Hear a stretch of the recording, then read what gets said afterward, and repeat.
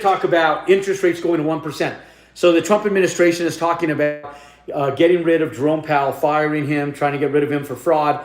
The Federal Reserve's all bullshit anyway. So let's talk about this because it's a non-governmental agency. It's non-constitutional. I've talked about this in other videos. I always pray that these videos get to stay up for your education, for your benefit, so that you guys actually learn how the banking world, lending world, and money, economics, and the U.S. Treasuries, they all work in alignment together. So when we talk about this today, I want you guys to understand that if you don't know this about interest rates and values of assets, you need to know this today. Otherwise, it compromises your overall safety and risk variables on every single commercial asset that you actually purchase. And yes, it also affects residential. Let's start now. Let's go over it so you can better understand how interest rates truly affect values more so than just the bottom line interest payments. Let's go.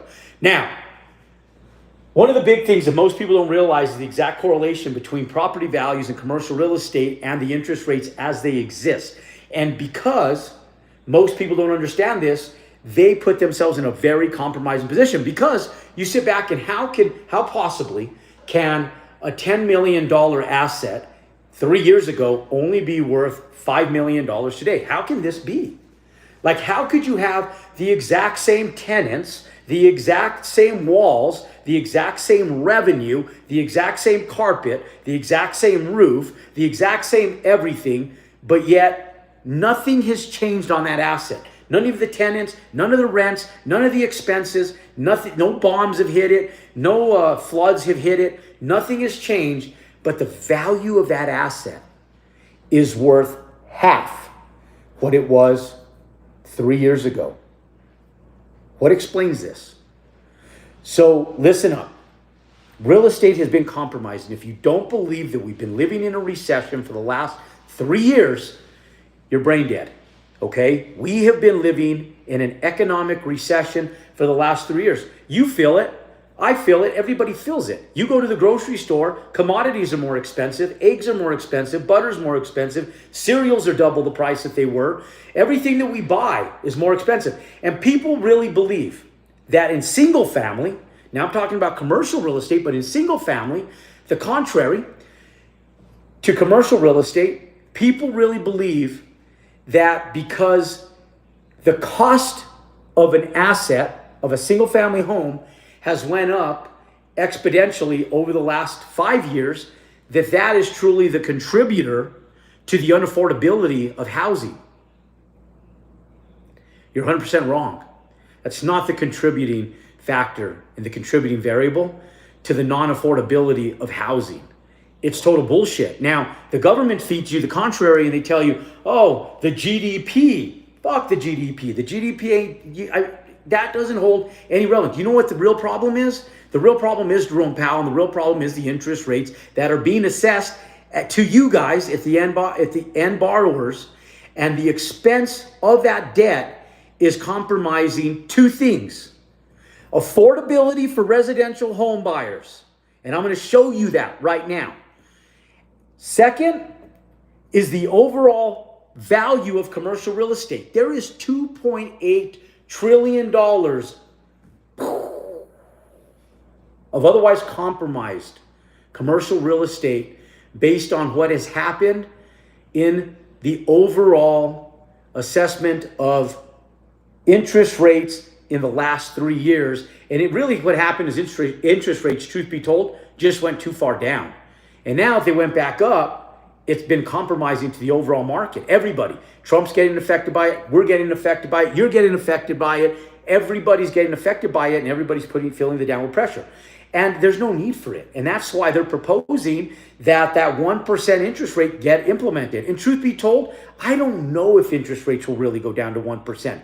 And I don't know if it's dangerous if they actually do. In fact, I'm sitting back going, maybe just a clean 4 to 5% interest rate would be good for the U.S. American people, because that in itself will otherwise stabilize the market at a really good place.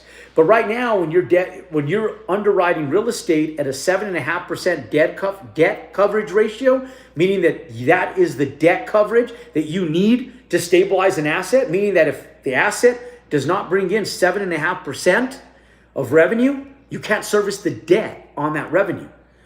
Just 6 months ago, it was at 6.5% debt coverage ratio. When I was in Florida, when I was in Las Vegas with the National Multifamily Conference in Las Vegas, we were sitting down underwriting deals at 6.5% debt coverage ratio. Since January of 2025, we are now underwriting stuff at a 7.5% debt coverage ratio. It has gotten worse.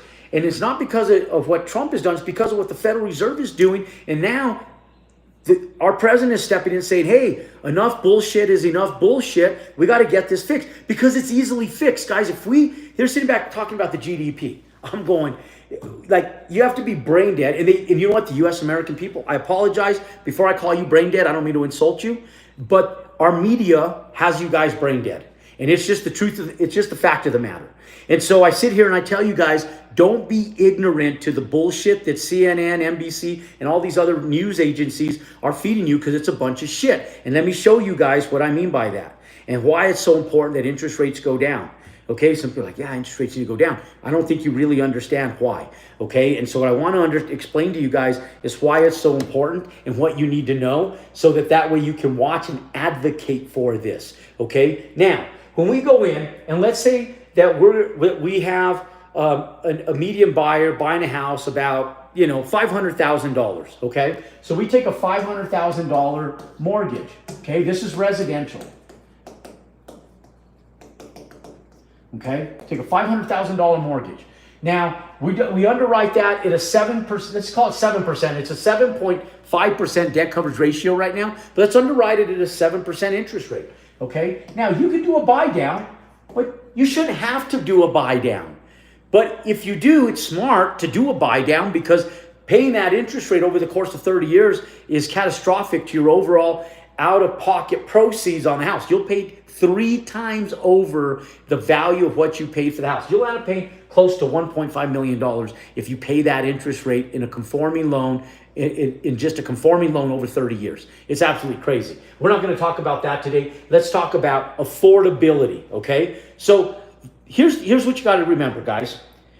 If we go in, we take a $500,000 home, 7%, okay, 500,000 times 0.07, okay?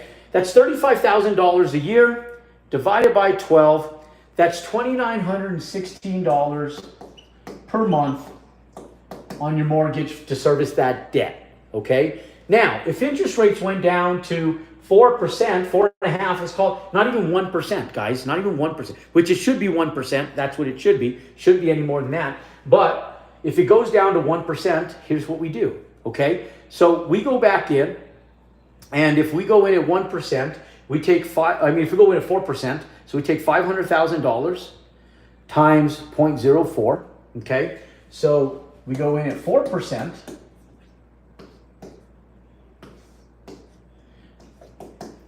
It's be $20,000 divided by 12. That's $1,666. $1,666, guys. That saves you $1,200 plus every single month, just in the debt service. Just taking it down 3%. That's it. Now, that's a big number. So we take that minus 2,916, okay? That's a total of $12,050. So $1,250. So that's a variance of $1,250 savings if we go to 4%, okay? That's our savings, guys. Now, you'll watch on the news saying, oh my God, house prices went up 12%. Who cares? Let me explain something. People go, you selfish, dirty, greedy real estate developers. I'm the dirty, selfish, greedy real estate developer? How about that prick, Jerome Powell, that's running the Federal Reserve? He's not greedy and selfish? Let me show you guys something. This is bullshit. And BlackRock supports all this stuff because BlackRock invests 1/3 of what comes into the Federal Reserve in investments in real estate, guys. So BlackRock, a non-governmental agency, non-associated Federal Reserve agency, private sector, publicly traded company, goes in and takes the money and invests it on behalf of the Federal Reserve to make more money for them. But hence, they don't even tell you when they lose money. They lost over $1.2 trillion for the Federal Reserve in 2024, guys. Crazy. Where did you see that shit on the news? Did you see it? I didn't see it. I didn't see that on CNN or CNBC, but it's real data. You can find it if you dig hard. You're going to have to dig hard because they try to cover and bury all that shit. Now, when you go in, let me show you. If that house goes to $600,000, and they will, when interest rates go back down, the market's going to flood again, guys. Because of supply and demand, house prices will increase. Now, I don't know that they'll increase by $100,000. I'm just saying, if they did, look at this. Now, if they did, guess who makes that? You do. If you're buying land, you're building houses, your bottom line might go up by 12%, so it might cost you an extra $12,000, but the other additional $88,000, it's yours. You get to put that in your bottom line pockets. And it's great. And you're not even hurting the people as bad, because watch what happens. If you take this same $600,000 house, and if you take this same house, but you increase the value by 100K, okay? People say, you selfish, greedy developer. I didn't make the market, supply and demand. I'm just following comps. So we go in, we take $600,000 at 7%, $600,000. Let's just do it at 4%, and let's see what the variance is to this. We do it at 4%, $600,000 times 0.04%. That's $24,000 divided by 12. It's $2,000 a month, okay? So our payments are $2,000 per month.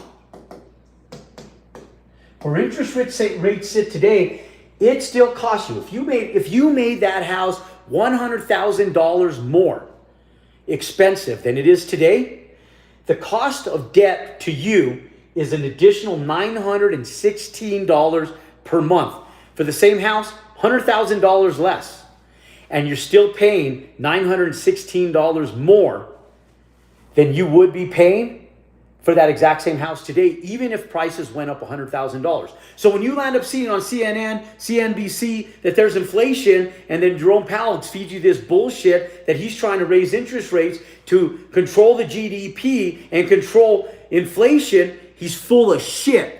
And the reason he's full of shit is because if he really wanted to control inflation and really wanted to control your bottom line and to help you American people, he would bring down interest rates. Because if all he did is bring down interest rates, and even if there was a $100,000 inflationary value on that asset, you get to take the upside of that increase in assets. You investors get to make more money. So that money gets stimulated in our overall U.S. economy. It helps move because more homes are being sold. That means that more cars are being bought. That means that more furniture is being bought. That means that more mattresses are being sold. That means that more people are going out buying blinds for their houses. That means that the trade services like landscaping and all this stuff, all that stuff is stimulating in the economy because money is revolving. But yet this bullshit that Jerome Powell and the Federal Reserve feeds you is that you need to go out and they need to increase interest rates on you fine folks out there to control inflation. Bullshit. Doesn't need to go out. That is not at all what needs to happen. Interest rates have to come down in order for our bottom lines to improve. That's just residential. You guys ready for commercial? Let's go talk about commercial. Now, this is what happened, guys, and I'm going to show you guys 3 different figures here. We take an asset, okay, and let's say that asset has 10 units on it, okay, like a multifamily apartment complex, a retail center. They all function the exact same way. The banks underwrite them all the same way. It's all revenue production. And so we take 10 units, okay, 10 units that are renting on a national average of $1,750 a month, $1,750 per month. Okay, now let's assume a 95% occupancy. Let's multiply that times 12 for 12 months in a year. So that's $210,000. Now, if we assume a 95% occupancy, that means that we have $199,500. The national average of running a 10-unit apartment complex is about 30% that goes into expensive property taxes, insurance, light bulbs, blowing leaves and cleaning your landscaping, broken toilets, broken light bulbs, all that bullshit, right? So 30%. So that means you have 70% of your overall gross operating income as net operating income, the net revenue. So if we take 30% expenses, that means we're left with $139,650. So our net operating income is equivalent to $139,650. Okay? Now, to underwrite an asset, it is the value of an asset is equivalent to the NOI divided by the cap rate. Okay? Now, a cap rate is the amount of money an asset makes on the return for the investment. So if it's an 8% cap rate, that means you're making an 8% return on your investment. That means if you go out and pay cash for this asset and you make 8% cap rate, that's your return on investment. Now, if you go out and you have a 3% interest rate and you're making 8% return, you could pay the 3%, no problem. But what happened in 2020 values is that in 2020, what ended up happening is interest rates went down sub 3%. And when that happened, assets were sold at a sub 3% cap rate because you could pay a 3% debt with a 3% cap rate. So cap rates and interest rates run in alignment with each other. So what ends up happening is the cap rates are equivalent to what the interest rates are. So in 2020, when we take a value of an asset and we take this NOI of $139,650 and we divide this by a 3% cap rate and when interest rates were at 3%, look at the overall value of this asset in 2020. So we divide that by 0.03. That means that asset is worth $4.655 million. $4.65 million. That's the value of this asset in 2020, guys. In 2020. That's the value of this asset. Okay? Now, same asset. Rents have actually increased since 2020 quite a bit. So even though our net operating income went up, let's pretend it didn't. Let's pretend that our net operating income never went up at all. And let's say, for example, that this NOI stayed at $139,650. Now, we go in and in 2025 January, we were underwriting this shit at 6.5% debt coverage ratio, 6.5% cap rates. In January, I called the bank because we're getting ready to facilitate the loan on my Inca Pink project. And I don't care what the interest rates are right now for my construction because they're lower than they were 2 years ago for construction. But stabilized assets, they still suck. And so because they still suck, I'm sitting back and we're stabilizing through HUD. So it took me a little longer in 2024 to redo the architecture of all my assets because with HUD lending, I can stabilize these things with a modest buy down at 4.5% cap rate, 4.5% interest rate. But that's with a buy down. I shouldn't have to do that. I shouldn't have had to take 2024 to spend 9 months spending another $150,000 per project to get architecture redone because of the bullshit that the Federal Reserve is doing. I shouldn't have had to do that, but I did because that's what business owners, entrepreneurs, and smart investors do, is they do what it takes to get shit done. I figured out a way. I figured out a means to do that. But the people that did this before they broke ground couldn't do it. And unfortunately, there's $2.8 trillion worth of this type of product coming to the open market because of what I'm going to show you right now.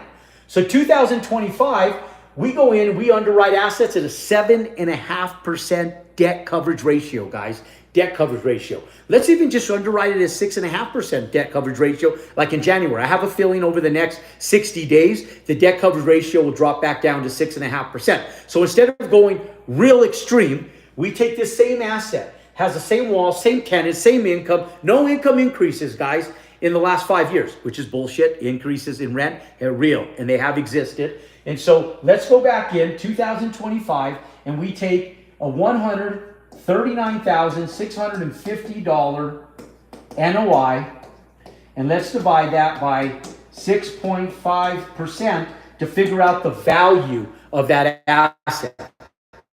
So we take this same 139,650 divided by 0.065. That gives us a 2.148. Let's call it $2.15 million valuation. Holy shit. How can this same product that was worth $4.65 million only be worth $2.15 million in 2025 when nothing changed except for this cap rate? That's the value of the asset today, ladies and gentlemen. That's catastrophic. So today, the real world value of that is $2.15 million. How do you go out and refinance a product someone paid $4.65 million for? How do you do it? You can't. And that is catastrophic for the commercial real estate industry. Everybody's getting affected by it. Everybody. Now, if interest rates just went down to 4%, watch what happens. You take this same $139,650 and we divide that by 4% interest rates.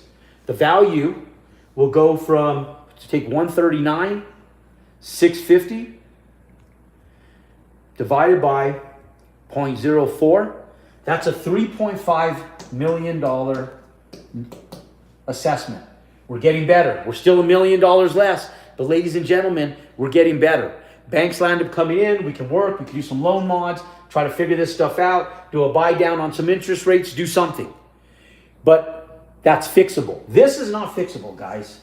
Now, we can go in, let's say we assume a 3% growth on rents over the last 5 years. So now if we go in and we take our overall rent growth and we do the exact same thing, let's say that our NOI just goes by 3% each year. So now we take 139,650 times 0.03 times 5 years.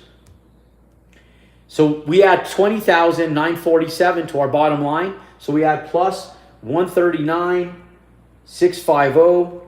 That gives us a new NOI with rent growth over the last 5 years of 100. That gives us a new NOI equivalent to $160,500. We divide that by 4%.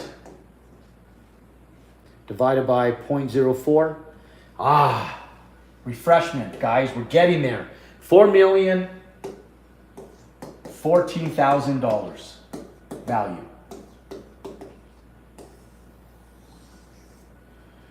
We're not there yet. We have a lot of fixing to do, ladies and gentlemen, but we're doing better. Why is it so instrumental for interest rates to come down? Because they have to.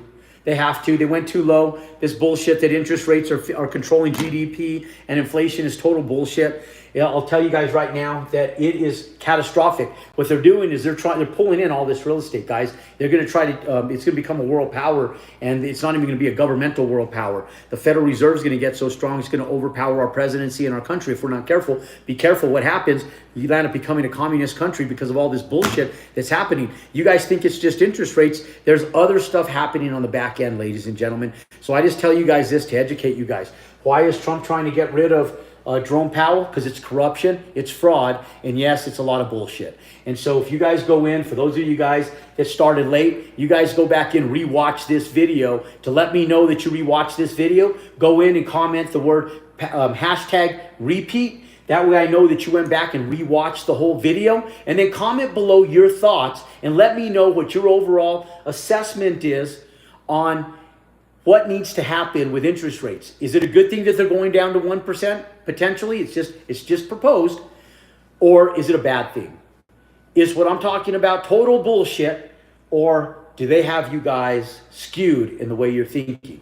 Go back and take a look at what I'm talking about on the residential underwriting that I spoke about first, and then take a look at the commercial underwriting. Ladies and gentlemen, for more direct information on how to invest in real estate, how to crush profits in real estate, and how to go out and educate yourself to make money in real estate, click and subscribe to my YouTube channel. Comment below. Give me some love. Give me a big fat thumbs up. And ladies and gentlemen, you guys go out until next time. Compound your success. God bless and have a great weekend. Go out and have a good one. Thank you so much. Love you all. And go out and crush it.